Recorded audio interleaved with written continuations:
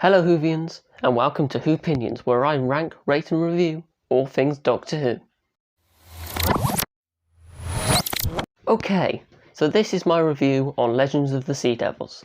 Sorry it's a little bit late, but I was on holiday when it aired, so it took me a few days to actually be able to watch it. Couldn't watch it till Monday, so yeah.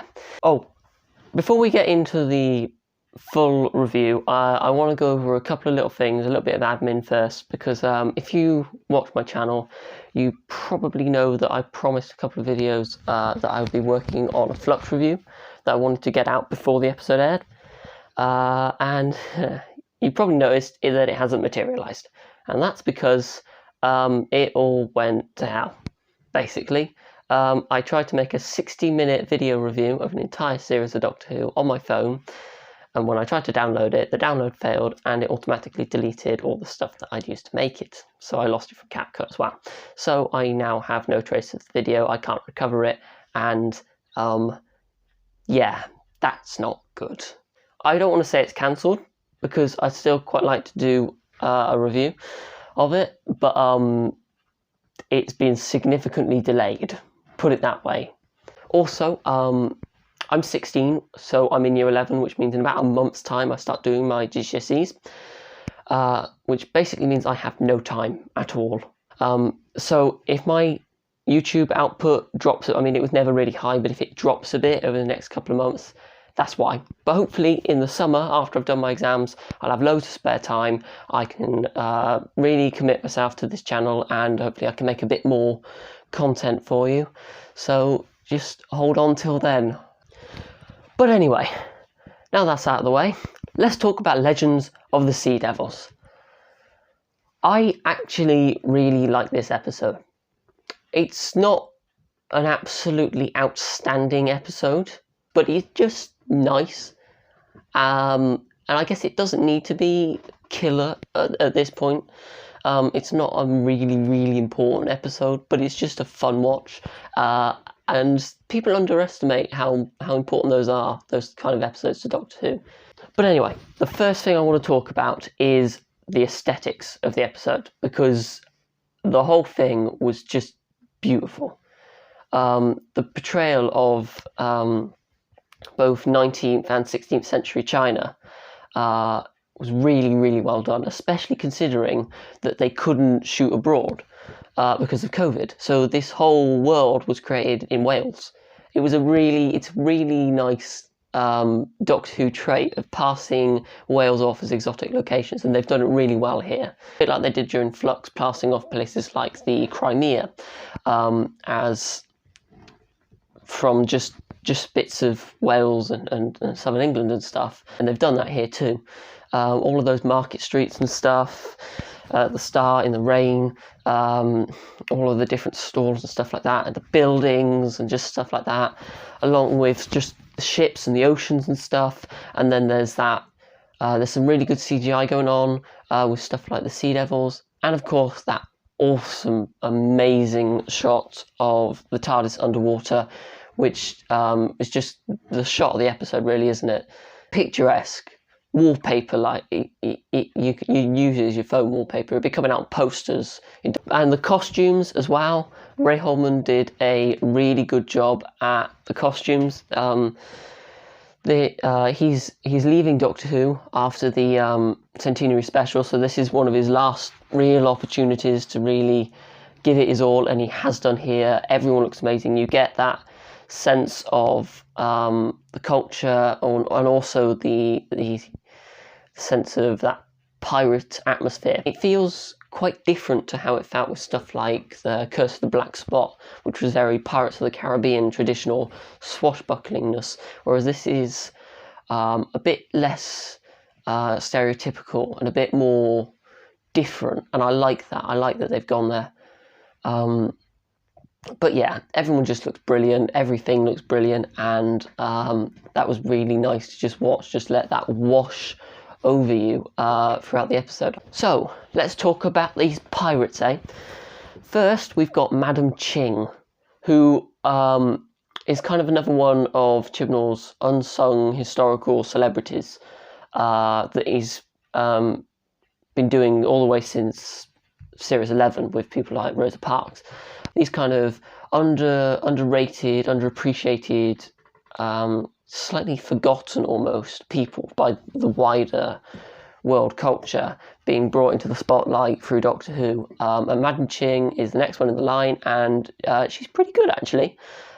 She's probably not the best, but I like her character, I like her attitude.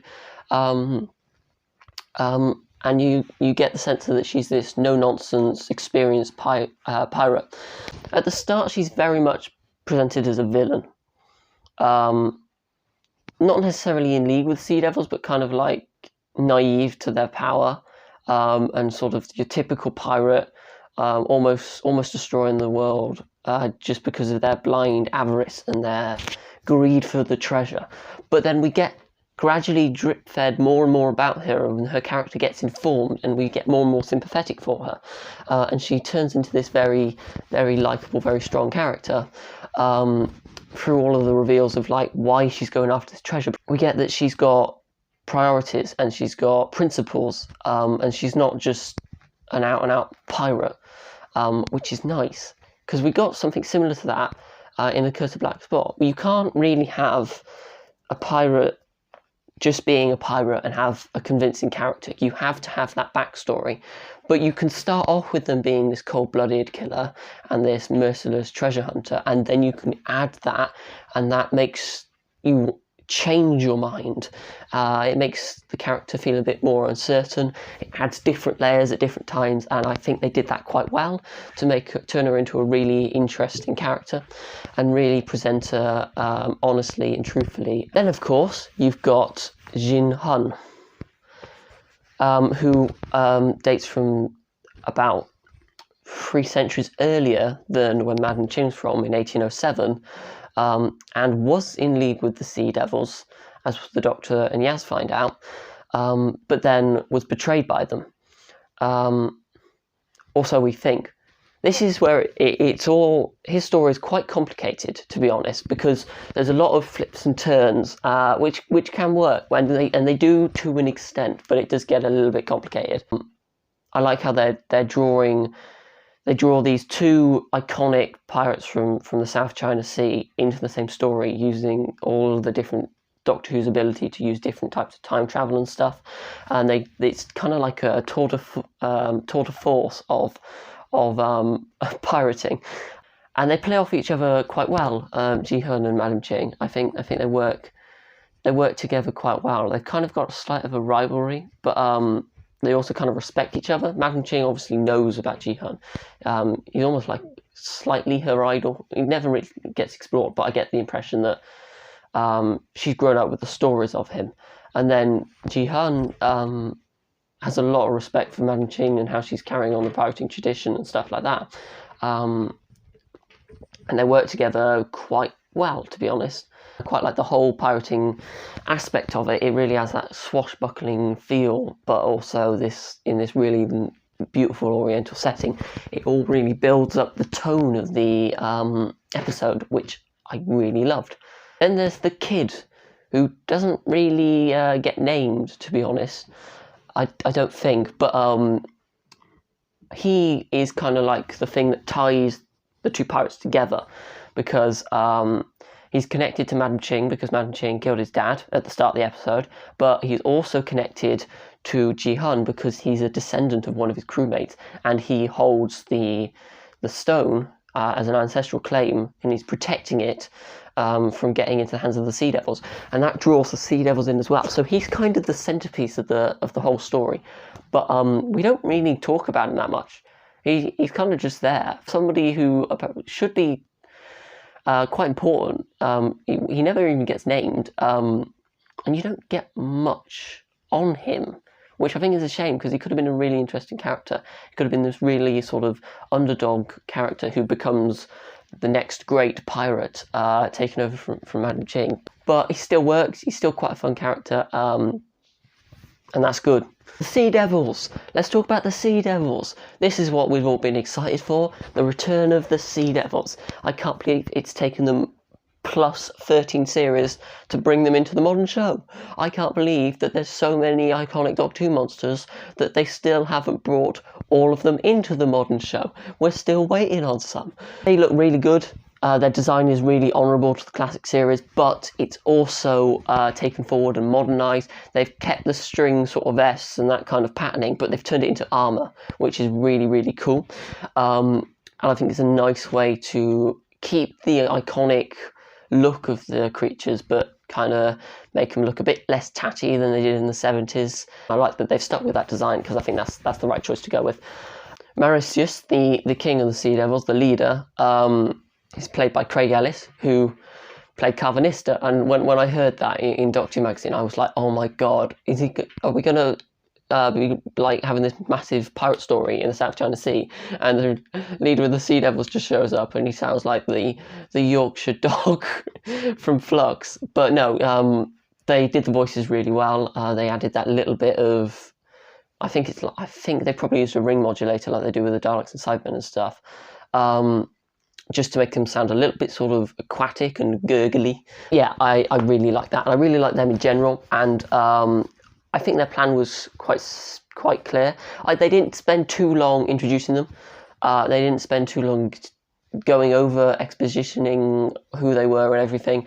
The Doctor just goes, Sea Devils. They have a big sequence, and then when they finally get a little bit of a moment to break, Yas goes, so you know them? And it's like, yeah, they used to live on Earth. That's literally it, and that's all you need, to be honest. You don't need 5 minutes of explaining the entire history of the Sea Devils, because you can do that through the action, and you do. You get them calling them land crawlers. I like that they came up with a reverse nickname for humans. It shows how each side is kind of afraid of the other. Each side hates the other, and each side is just driven by this sort of primeval grudge that makes no sense, really, that's not necessary, that is just sprung from hatred. Because Sea Devils and Silurians, they're very honourable but very short-tempered. Also, the sword-fighting Sea Devils with swords, yes, it's like a Sontaran on a horse. Chibnall just knows what image to put with these recurring villains. He brought the square-head Cybermen back. He reinvented the Dalek mutant in Resolution. Sontarans on a horse, obviously, and now Sea Devils with a sword. I mean, these just images that sit with you, aren't they? Yeah. So I quite like their plan. It's not overly complicated. It doesn't need to be in this episode. But it gets fed with a lot of technobabble as well, which makes it appear a bit more complicated than it is. But essentially, there's a stone, and they're going to use the stone to flip the magnetic poles of the Earth and flood the entire ocean. Sure, we don't really need it explained. It's Doctor Who, suspended disbelief, you know. I can roll with that, to be honest. And then, of course, they've got their sea monster. I can't remember what it's called, but it's obviously a reference to the Micra from Warriors of the Deep, which was a lot smaller and a lot more rubbish, and has a really bad reputation. But I think that this is a relative of that, or it might even be the exact same creature. If you're really a hardcore Doctor Who fan and you're looking for these things, you see that and you just instinctively think, oh my god, that's that crazy monster thing from Warriors of the Deep, and they've re-engineered it in a massive CGI monster thing. Oh my god, I can't believe they did that. I headcanon it's the same creature from Warriors of the Deep. This episode is very, very fast-paced, which can serve it well, because it doesn't mess around with the exposition and stuff, which Chibnall episodes have done before, where it really drags it down. But on the other hand, it speeds up a bit too much. It goes a bit exponential, and that means the finale gets a little bit rushed. We keep getting hit by beat after beat after beat after beat, and the build-up goes very, very, very fast. And before we know it, we're in the climax, in that awesome fight scene. Just talk about that for a minute, actually. Yeah. Oh my god, the Doctor did a proper backflip. I mean, that was lightsaber. That was like Star Wars level. Like, that was obviously not Jodie Whittaker, but when she backflipped over the Sea Devil, and we get a lot more fighting than we did in our last pirate episode, Curse the Black Spot, as I've already mentioned, where Amy did a bit of swashbuckling, but nothing on this level. This was a proper full-blown action scene, and I really, really liked it. I don't care if it's a bit goofy and a bit stupid and a bit kind of unnecessary. I don't care. We need more of this in Dog 2. Just a proper sword fighting scene. There was some actually really good choreography in there as well, and everyone was getting in, everyone was getting stuck in with it, and it was nice to see. It was nice to see Dan with fighting with something other than a wok, to be honest, and giving it a proper good go. Yeah, and then they kill the Sea Devil, and we get that's a nice little bit on Jihan. This experienced pirate who's become very, very merciless and isn't afraid to kill. And obviously the Doctor reacts quite badly to that. But not as badly as she normally does, because she knows that he can't really argue with a pirate. It's the way they're wired. And she's got bigger things on her hands. Jihan then, of course, makes a nice sacrifice, kind of making up for that. But between those 2 points, we needed a bit more on Jihan's character to flesh out his desire to make up for what he's done, because he just sort of shows up and he says, I will do it, I will save the day, and you're like, okay, why are you doing this? Like, this world is not mine. Yeah, okay, I guess that was a bit of a shame. Yeah, and I didn't feel as sad as I think I was supposed to when he sacrificed himself. I had that little twinge of, oh, that's a shame, you're a good character, but not like, no, Jihan, you can't. You know? Okay, let's talk about the TARDIS team. We'll start with Dan. Dan gets quite a good service in this episode. He kind of played for a bit of a fool towards the end of Flux. He was really good at the start, and then he just became like comic relief a little bit, especially in the last couple of episodes.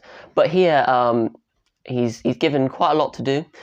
He's obviously still funny. He's still quirky, and he's still got quite a lot of nice little one-liners and stuff like that. That gag about his age was quite good fun.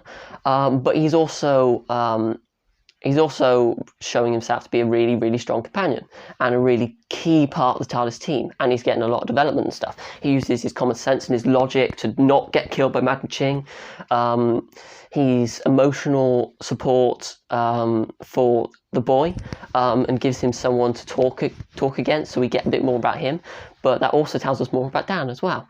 He seems to be filling a kind of Graham role in the TARDIS team, which I like, because I really liked Graham, and he can do all of the kind of background stuff, so we can have emotional focus on Yaz and the Doctor, which he acts as he's still acting as a kind of go-between between the two of them, which is nice. He's kind of the friend who's setting up his other friends. It's nice that you can draw these parallels between the TARDIS team and just normal life, because you should be able to, because companions should be recognisable. And Dan definitely is. Dan is a winner, I think. Oh, and at the end, there's that nice little bit with Diane. Yes, good, thank you. Oh, I've been waiting for that. They left it really kind of weird at the end of Flux, where she just said, no, I'm sorry, this is just too weird. What the hell's just happened? We need to go back to her, and I'm glad they have, and that they're pushing that relationship a bit forward, getting it on track again. And I want them to keep going with that through the Centenary special in the last Jodie Whittaker episode, because I feel like I don't think either Dan or Yaz would stay into the 14th Doctor. I think Russell wants a clean slate. Obviously some massive trauma is going to happen between the Doctor and Yaz, but Dan might just decide to stay with Diane.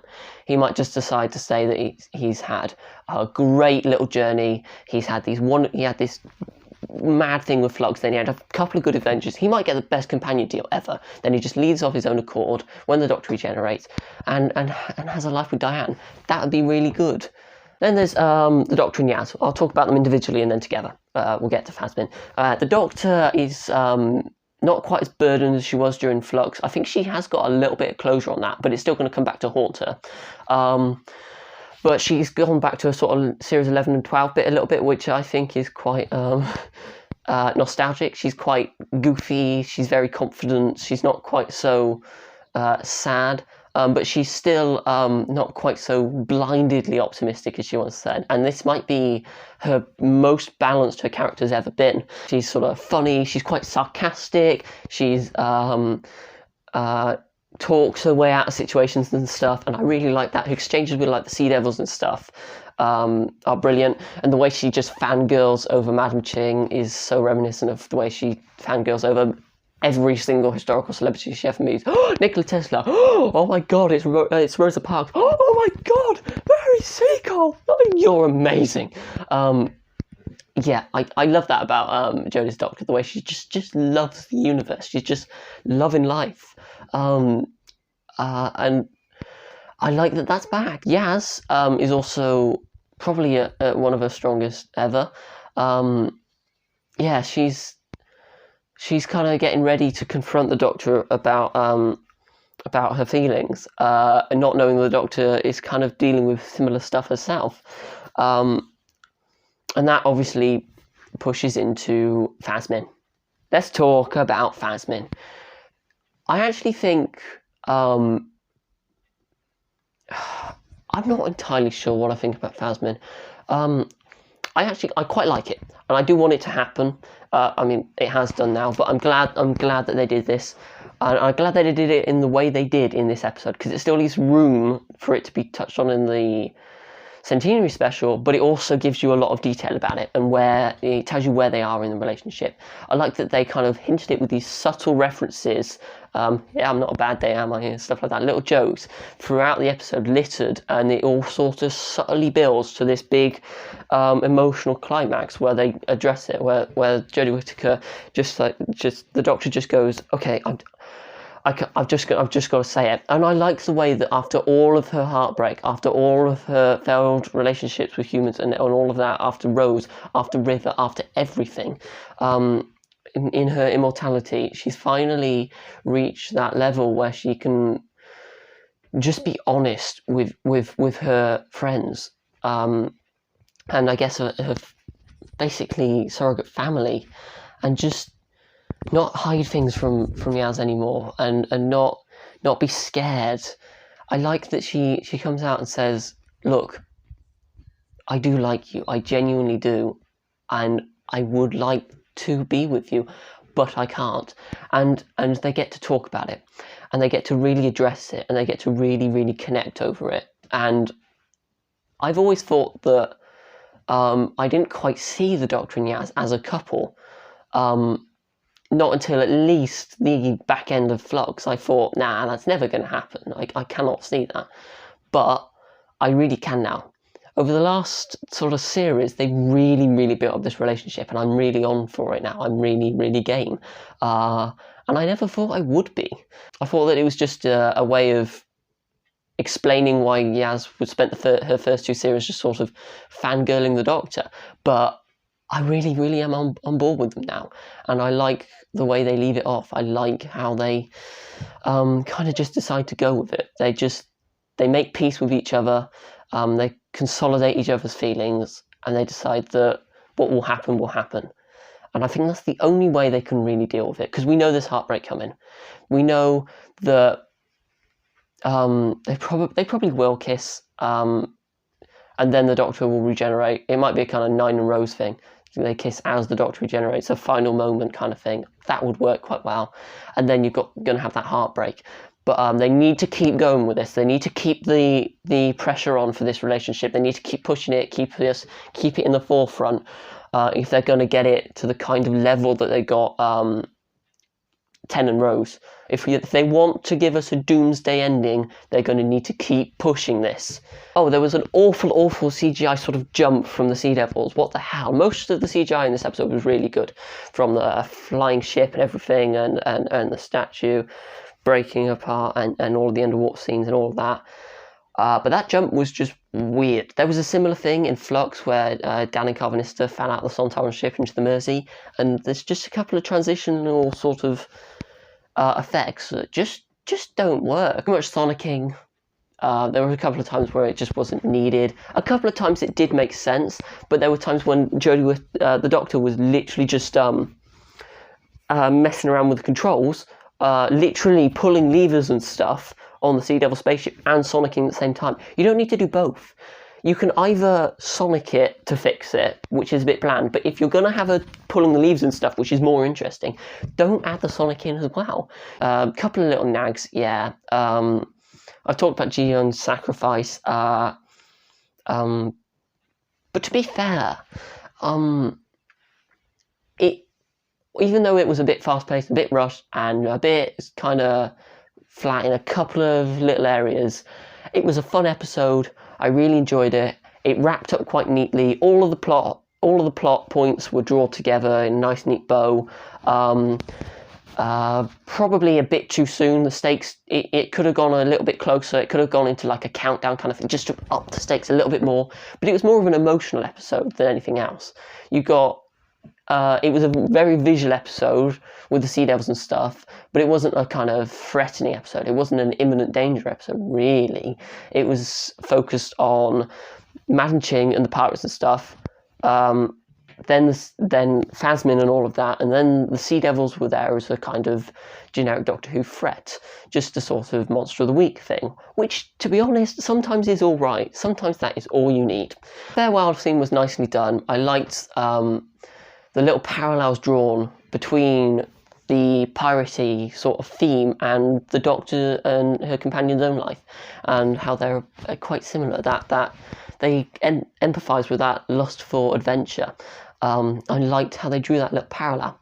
And then all the stuff on the beaches, which I've basically already talked about, the stuff with Phasmin and the Skiving Stones and stuff, drawing that back from earlier in the episode, really got a sense of hope and stuff going into the next episode, going into the last episode. And I think we're in a really good place, actually, with all our companions, which I was worried we wouldn't be. I was really worried we wouldn't be. But I think we are. After 3 series, Chibnall's finally figured out how to build every single companion in the TARDIS, every single character in the main cast, up to a point where they're genuinely in an interesting place going into a finale. He's just got to pull it off, which he hasn't done very well, to be honest, so far with his finales, but maybe this is the time. To be honest, I'll probably write a full video on what I want to see in the Centenary Special at some point in the summer, probably. So I'll talk about that more then. But for now, let's talk very briefly about the next time trailer. Oh my god! What the hell? I don't know where to start. Let's just go with there was Ace and Tegan. They're back. Oh my god, thank god. The only companion from Classic Who we've actually had in the main come back in New Who in the main series. Joe Grant came back in SJA, but with Sarah Jane and I guess K9. Brigadier's referenced and stuff, but we only have seen her daughter. But we've got 2 killer companions coming back, both of whom had a kind of ambiguous ending, and had a lot of room to go forward, and have both been really well expanded in like expanded media and Big Finish and stuff. Oh my god, if they reference some Big Finish stories when they come back, would canonize Big Finish beyond any doubt. It would officially canonize every single Big Finish story. Oh, and that would be a perfect way to allow Rusty Davies to bring in Big Finish as part of the Doctor Who cinematic universe thing and really, really tie everything in together. I really, really am excited for them. The Master's back. Oh, Sacha Dhawan is back. We need more of him, just because he's an amazing Master, but also I still want to find out where he fits with Missy and everything like that. I want something like that. Also, I want him to say that he was lying about the Timeless Child. This is the perfect opportunity to retcon the Timeless Child if Chibnall's going to do it, or make some sense of it. The Master is how he does that. But yeah, I'm just so glad he's back, because they had such a great report, Jodie and Sasha, back in Series 12, and that's great. Ashad's back, who I thought had shrunk into a little thing, but apparently he didn't. He survived. Oh my god. But you know what that means? If they're both alive, that means that potentially Gallifrey isn't totally dead. Maybe that big time bomb didn't, death particle didn't work in the Timeless Children. So maybe the Cybermasters are back too. God knows. I don't know. I don't know at this point. Maybe we can revive the Time Lords again. Who knows? What else? Kate Stewart's back. Woo woo! We need Osgood back. Bring back Osgood, alright? She was referenced in Flux. We never saw her. Ingrid Oliver needs to come back. She does loads of Big Finish stuff. You can bring her back into the main show. No problem. Bring her back. Yeah? Alright. Good. Who else? Who else was there? Vinda. Vinda was back. I saw Vinda. I recognise it. Yes. Great. Jacob Anderson, good actor. He was a great sort of fourth companion thing during Flux. He was really... became a firm friend of the Doctor. Belle will probably come back as well then. We'll get a bit more on them. That's good. I like that they're tying all this back.